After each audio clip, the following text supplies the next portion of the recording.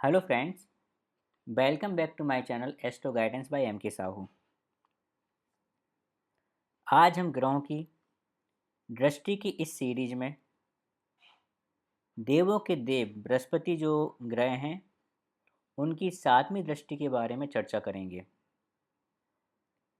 जो दर्शक इस वीडियो को पहली बार देख रहा है या मेरे इस चैनल पर फर्स्ट टाइम आए हुए हैं, उनको मैं बताना चाहता हूँ कि इस समय हम लोगों ने पराशरी ज्योतिष के थ्रू कुंडली का अध्ययन कैसे करें इस पर एक श्रृंखला चला रखी है, जिसके तहत हम लोग काफ़ी वीडियो कवर कर चुके हैं, जिसमें हम सारे के सारे हाउसेस कवर कर चुके हैं, राशियां कवर कर चुके हैं, ग्रह कवर कर चुके हैं और अब हम ग्रहों की दृष्टियों पर काम कर रहे हैं। तो यदि आप इच्छुक हैं तो मेरे सारे वीडियो आप देख सकते हैं, वो सारे के सारे इसी चैनल पर पड़े हुए हैं। लास्ट वीडियो में हमने देखा कि गुरु की 5वीं दृष्टि क्या होती है और कैसे काम करती है।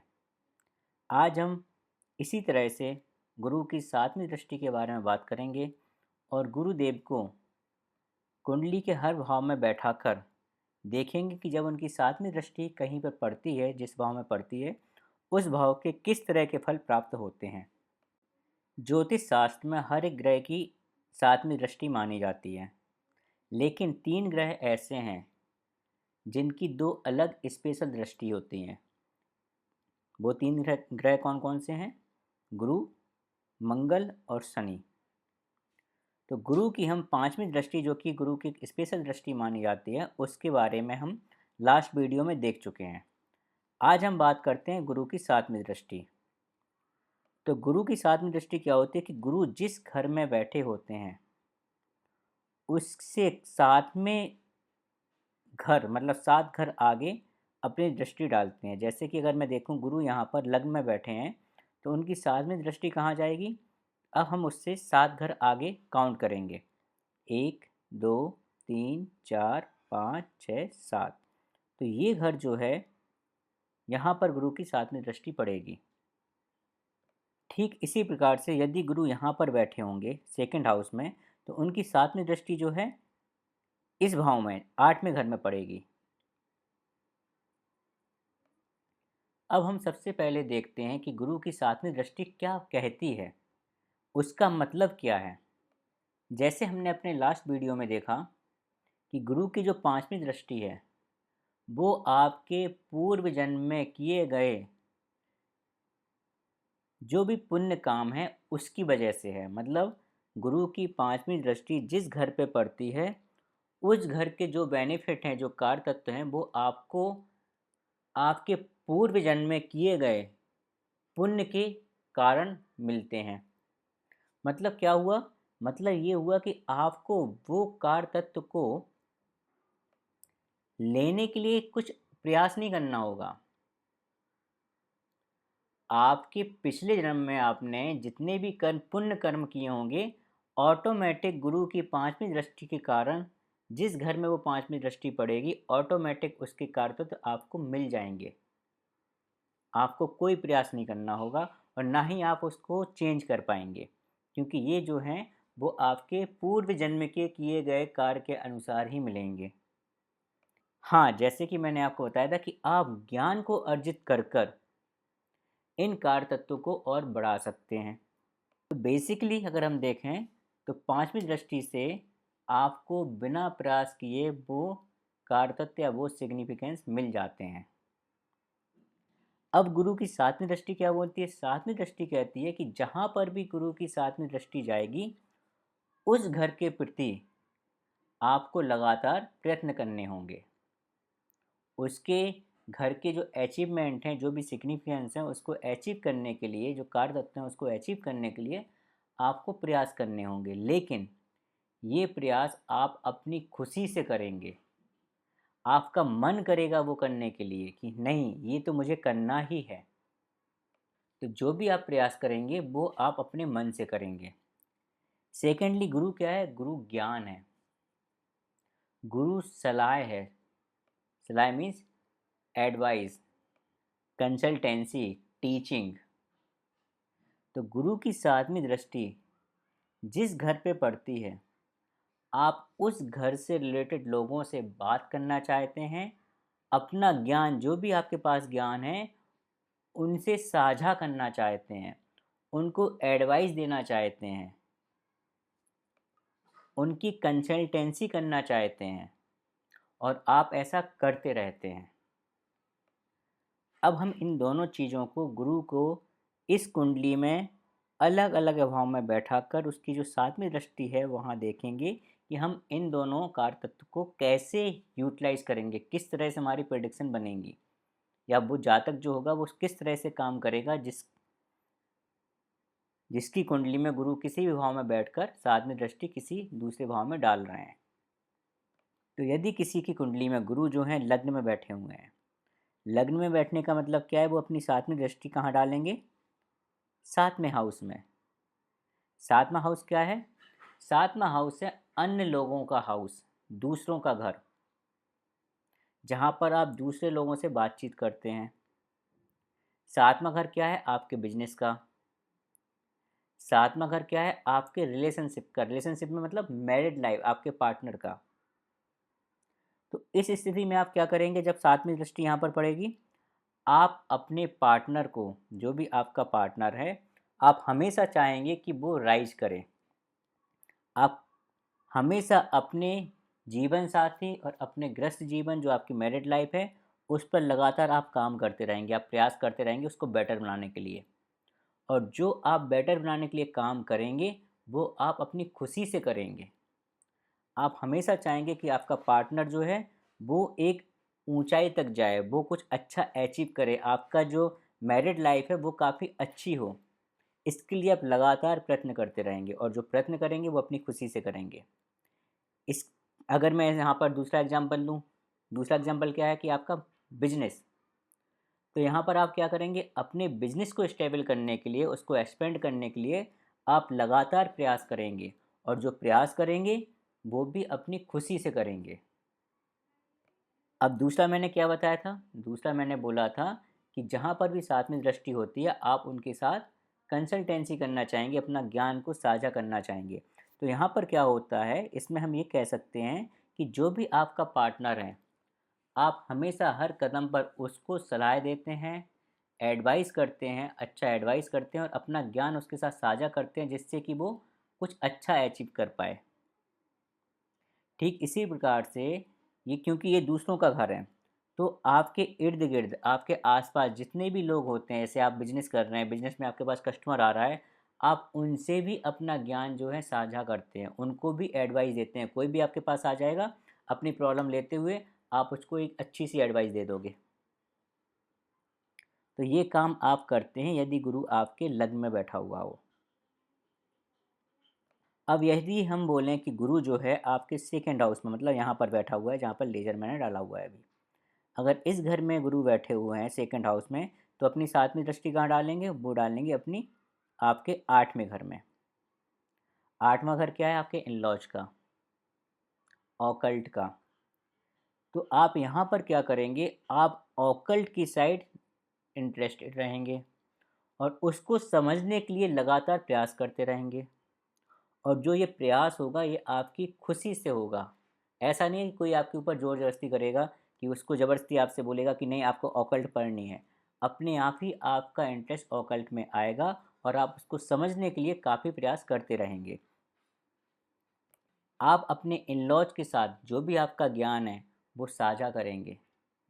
मतलब आपके जो जीवन साथी है, जो आपका पार्टनर है, उसके फैमिली मेम्बर के साथ आप लगातार एडवाइस उनको देंगे जब भी ज़रूरत पड़ेगी। आप कंसल्टेंसी उनके साथ करते रहेंगे, आप कुछ ना कुछ उनके साथ अपना ज्ञान साझा करते रहेंगे। ठीक इसी प्रकार से यदि गुरु जो है आपके तीसरे घर में बैठा हो, थर्ड हाउस, तो आपका जो सातवीं दृष्टि है गुरु की वो कहाँ होगी, वो होगी आपके नौवें घर में। ये वाला जो घर है, नौवां घर क्या होता है, नौवां घर होता है आपके पिता का, आपके गुरु का, आपके कल्चर का, ट्रेडिशन का, विदेश यात्रा का। तो आप क्या करेंगे, आप यहाँ पर विदेश में सेटल होने के लिए, विदेश यात्रा करने के लिए, तीर्थ स्थान पर जाने के लिए, अपने कल्चर के लिए लगातार प्रयत्नशील रहेंगे और जो भी आप एफर्ट डालेंगे वो आप अपनी खुशी से डालेंगे। आप अपने पिता से अच्छा रिलेशन बनाएंगे और वो बनाने के लिए जो भी एफर्ट आप डालेंगे अपनी खुशी से डालेंगे। किसी भी तीर्थ स्थान पर या धार्मिक प्लेस पर आपको जो लोग मिलेंगे, आप उनके साथ लगातार अपने ज्ञान को साझा करेंगे। मतलब उनसे आप बातचीत करेंगे और जो भी आपके पास ज्ञान है, जो नॉलेज है, वो नॉलेज आप उनके साथ बांटेंगे। जब भी आपके फादर को, आपके पिता को आपकी ज़रूरत होगी, अगर वो कहीं पर फंसे हुए हैं या उनको कुछ चीज़ समझ में नहीं आ रही है, आप उनको भी कंसल्ट करेंगे, उनको भी एडवाइस देंगे। वहाँ पर भी अपना नॉलेज जो है आप साझा करेंगे। ठीक इसी प्रकार से यदि गुरु आपके चौथे हाउस में हैं, चौथे हाउस में बैठकर वो यदि आपके सातवीं दृष्टि कहाँ जाएगी? आपके 10th हाउस पर। 10th हाउस क्या है? 10th हाउस है आपका कर्म का घर, आपके कैरियर का घर, आपका जो वर्क प्लेस है वो। तो आपका जो नेम फेम है ये उसको भी रिप्रेजेंट करता है। अतः आप यहाँ पर क्या करेंगे? आप अपने कैरियर को बढ़ाने के लिए, अपने नेम और फेम को हासिल करने के लिए लगातार प्रयत्नशील होंगे और जो आप प्रयत्न करेंगे, जो भी आप इसमें एफर्ट डालेंगे, अपनी खुशी से डालेंगे। साथ ही साथ आपके वर्क प्लेस पर जितने भी लोग होंगे, जितने का मतलब काफ़ी लोग जो हैं, जो आपसे कहीं ना कहीं से रिलेशन रखते हैं, आप उनको अपना नॉलेज शेयर करेंगे। जो भी आपका नॉलेज है आप उनके साथ शेयर करेंगे। उनकी कार्य में, जो भी उनके कार्य हैं उसमें हेल्प भी कर सकते हैं, उनको अच्छा एडवाइस भी दे सकते हैं। अगर वो कहीं ना कहीं किसी ना किसी मुसीबत में हैं, आपके पास आएंगे, आप उनको बहुत अच्छा और बेहतर सॉल्यूशन देंगे, बहुत अच्छा और बेहतर आप उनको ज्ञान देंगे, नॉलेज देंगे, एडवाइस करेंगे। ठीक इसी प्रकार से यदि गुरु आपके 5वें घर में हैं, तो 5वें घर में बैठकर वो क्या होगा? वो आपके 11वें घर को देख रहे होंगे सातवीं दृष्टि से। 11वां घर क्या है? आपके बड़े भाई का, आपकी सोसाइटी का, आपके मित्र, जो भी आपके फ्रेंड सर्कल है, सोशल सर्कल है, उसका। तो आप इन लोगों से क्या करेंगे? अपना नॉलेज शेयर करेंगे, अपने बड़े भाई से, अपनी सोसाइटी में, अपने फ्रेंड सर्कल में, सोशल सर्कल में आप इन लोगों से अपना ज्ञान साझा करेंगे। इसके साथ साथ 11वां घर क्या है? 11वां घर है आपके इनकम का, आपकी इच्छाओं की पूर्ति का। तो अपनी इच्छाओं की पूर्ति के लिए आप लगातार प्रयत्नशील रहेंगे। अपनी इनकम को बढ़ाने के लिए आप लगातार प्रयत्नशील रहेंगे और जो आप एफर्ट डालेंगे, जो मेहनत करेंगे, अपनी खुशी से करेंगे। ठीक इसी प्रकार से अपने बड़े भाई से रिलेशन को मेंटेन करने के लिए, बेहतर बनाने के लिए आप प्रयत्नशील रहेंगे। अब यदि गुरु जो है आपके 6th हाउस में हो, छठे भाव में हो, तो यहाँ पर वो सातवीं दृष्टि कहाँ डालेंगे? आपके 12वें घर में। 12वां घर क्या होता है? 12वां घर होता है आपकी विदेश सेटलमेंट का, विदेश यात्रा का। 12वां घर जो होता है वो होता है आपके मोक्ष का, आपके एक्सपेंडिचर का, आपकी चैरिटी का, स्पिरिचुअलिटी का, मतलब आध्यात्मिक जो होते हैं उसका, आपके खर्चों का।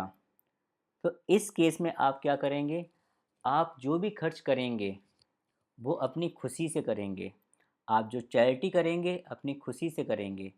आप चैरिटी करने के लिए लगातार प्रयत्नशील होंगे और जो इन्वेस्टमेंट है उसमें आप लगातार थोड़ा सा एक्टिवली इन्वेस्टमेंट करेंगे, वो भी अपनी इच्छा से करेंगे, अपनी खुशी से करेंगे। आप हो सकता है मेडिटेशन भी कर सकते हैं, आप थोड़ा स्पिरिचुअल भी हो सकते हैं, लेकिन इन सब चीज़ों में क्या होगा? आपकी खुद की इच्छा होगी, आपकी खुद की खुशी होगी। आप विदेश जाने के लिए भी हो सकता है प्रयत्न करें और अपनी इच्छा से करें, अपनी खुशी से करें, और हो सकता है आप विदेश चले भी जाएं फिर। अब यदि यहाँ पर ज्ञान साझा करने की बात करें, तो ज्ञान साझा करने में क्या है कि जब आप इन्वेस्टमेंट कर रहे हैं, तो इन्वेस्टमेंट करने के लिए आप जिन लोगों से बात कर रहे हैं वहाँ पर अपना नॉलेज शेयर करेंगे। आप चैरिटी जब कर रहे हैं तो जिन लोगों से आपका कनेक्ट बन रहे हैं आप उनसे अपना नॉलेज शेयर करेंगे। इसके साथ साथ 12th हाउस जो होता है वो मोक्ष का भी होता है, और वो हॉस्पिटलाइजेशन का भी होता है। तो ऐसे केस में अगर आपको मौका मिलेगा तो आप उन लोगों से भी अपना जो नॉलेज है शेयर करेंगे। अगर हॉस्पिटल में आप हैं तो वहाँ पर हो सकता है, कई बार आप देखते हैं कि आप हॉस्पिटल में जाते हैं, 2 लोग बैठे होते हैं, वो आपस में बात किए जाते हैं, कुछ यहाँ की कहानी, कुछ अपने एक्सपीरियंस बताते हैं। आप ऐसा काम कर सकते हैं। आप मोक्ष की प्राप्ति के लिए प्रयत्न डालेंगे और जो आप एफर्ट डालेंगे वो अपनी इच्छा से डालेंगे। ठीक इसी प्रकार से यदि गुरु आपके साथ में घर में बैठे हुए हैं, साथ में घर में बैठकर गुरु क्या है, आपके स्वयं को, घर को देख रहे हैं, आपके लग्न को देख रहे हैं। लग्न क्या है, आप स्वयं हो। इस केस में क्या होगा कि आप स्वयं को ग्रूम करने के लिए एफर्ट डालेंगे, और जो एफर्ट डालेंगे वो खुशी खुशी डालेंगे। आप अपना खुद का ब्रांड बनाने के लिए एफर्ट डाल सकते हैं, अपना नेम के लिए, फेम के लिए आप एफर्ट डाल सकते हैं, और वो अपनी खुशी से आप डालेंगे। ठीक इसी प्रकार से गुरु यदि आपके 8वें भाव में हो, 8वें भाव में होकर क्या करेंगे, वो 7वीं दृष्टि आपके सेकंड हाउस पर डालेंगे। सेकंड हाउस क्या है, आपके वेल्थ का है, आपकी फैमिली का है, फ्रेंड्स का है। तो इस केस में आप जो है अपनी वेल्थ को इंक्रीज करने के लिए, या वेल्थ के लिए लगातार कि आपके पास वेल्थ आए, उसको बढ़ाने के लिए आप प्रयत्न डालेंगे, और जो प्रयत्न डालेंगे वो आप अपनी खुशी से डालेंगे। आप अपनी फैमिली को लेकर चलेंगे, उनके जो संस्कार आप में दिए गए हैं उनका आप पालन करेंगे, वो भी अपनी खुशी से करेंगे। आप अपनी फैमिली मेम्बर के साथ, अपने मित्रों के साथ अपने नॉलेज को शेयर करेंगे, उनके साथ उनको एडवाइस देंगे। अब यदि गुरु आपके 9वें घर में हो, 9वें घर में बैठकर गुरु का जो 7वीं दृष्टि होगी वो आपके थर्ड हाउस पर जाएगी। थर्ड हाउस क्या है, आपके छोटे सिबलिंग्स का है। थर्ड हाउस आपके एफर्ट्स हैं, थर्ड हाउस आपका इंटरेस्ट है। तो आप अपने इंटरेस्ट को बढ़ाने के लिए, उस पर काम करने के लिए खुशी खुशी काम करेंगे। जो आपकी हॉबीज़ है, आप उन हॉबीज़ पर काम करेंगे अपनी खुशी से। आप अपने छोटे जो आपके बड़े छोटे जो भाई बहन हैं, जो सिबलिंग्स हैं, आप उनके साथ अपना नॉलेज शेयर करते रहेंगे, उनको हमेशा एडवाइस देते रहेंगे।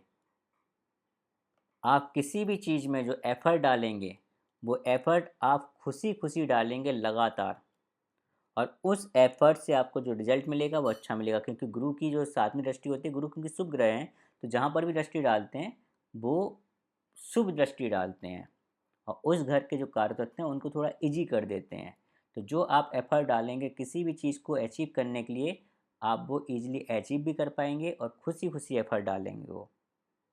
अब यदि गुरु आपके 10th हाउस में है, 10th हाउस में बैठकर गुरु की 7वीं दृष्टि जो होगी वो आपकी 4th हाउस में होगी। 4th हाउस क्या है, आपका माता का है, आपकी प्राइवेट लाइफ का है, आपके सुख सुविधाओं का है, आपके ऐश्वर्य का है, आपकी लग्जरी का है, आपकी मन की शांति का है।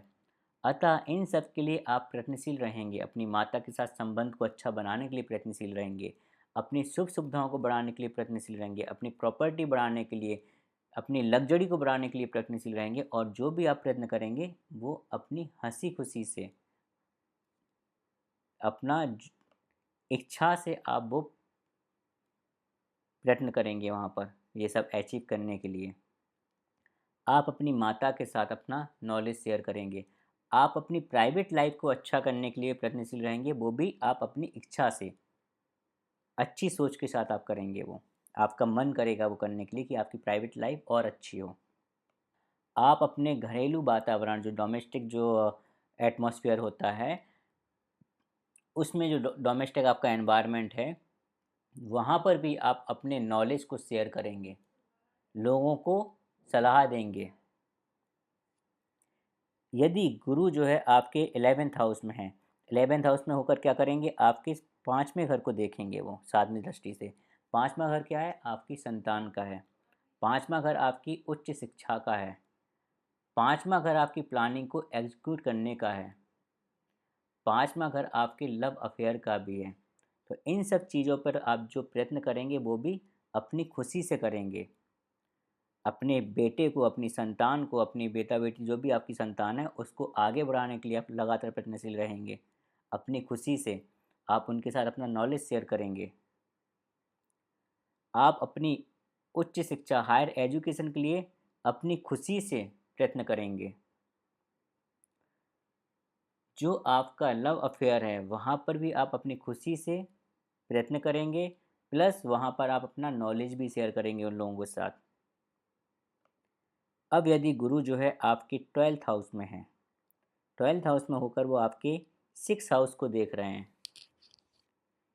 6th हाउस क्या है? 6th हाउस है आपके शत्रु का। 6th हाउस जो है वो है लिटिगेशन का। 6th हाउस जो है वो सेवा का है कि आप लोगों की सेवा कैसे कर रहे हैं। आपके एम्प्लॉय का है, आपके नौकरों का है। अतः यहाँ पर आप क्या करेंगे? आप लोगों की जो सेवा करेंगे वो अपनी मर्जी से और एक खुशी के साथ करेंगे। आपका हमेशा मन करेगा कि आप लोगों की सेवा करें, निस्वार्थ सेवा करें। जो आपके एम्प्लॉय हैं, जो आपके घर में नौकर हैं, आप लगातार उनसे अपना नॉलेज शेयर करेंगे, कुछ ना कुछ बात करते रहेंगे, उनको जब भी ज़रूरत पड़ेगी आप उनको अच्छी एडवाइस देंगे। यहाँ तक कि आपका शत्रु भी अगर है वो आपके पास एडवाइस लेने के लिए आएगा तो आप उसको भी अच्छी एडवाइस देंगे। उससे भी आप अपना जो ज्ञान है वो साझा करेंगे। तो इस तरह से काम करती है गुरु की 7वीं दृष्टि। तो आप अपनी कुंडली में देखें कि गुरु कहाँ पर बैठे हैं और 7वीं दृष्टि किस घर पर डाल रहे हैं, और फिर एक बार प्रेडिक्शन निकालें कि वो वहाँ पर क्या कर रहे हैं। आपको मैंने 5वीं दृष्टि पहले ही बताई है, आप उस हिसाब से देखें कि गुरु की दृष्टि 5वीं और 7वीं दृष्टि आपकी कुंडली में क्या इफेक्ट डाल रही है। और जब भी गुरु की अंतर्दशा या महादशा आएगी आपको उस दृष्टि के जो इफ़ेक्ट हैं, जो रिजल्ट हैं, वो आपको डेफिनेटली देखने को मिलेंगे। अब इसके साथ साथ उस घर पे और कौन कौन से ग्रहों की दृष्टि पड़ रही है, कौन सा ग्रह बैठा हुआ है, वो सारी चीज़ें भी मैटर करेंगी, लेकिन गुरु की दृष्टि इस तरह से काम करेगी। इसी के साथ मैं आज का वीडियो यहीं पे समाप्त करता हूँ। अगली वीडियो में हम गुरु की 9वीं दृष्टि जो है उस पर बात करेंगे। उसको मैं आपको एक्सप्लेन करूँगा कि गुरु की जो 9वीं दृष्टि होती है वो क्या होती है और किस तरह से काम करती है।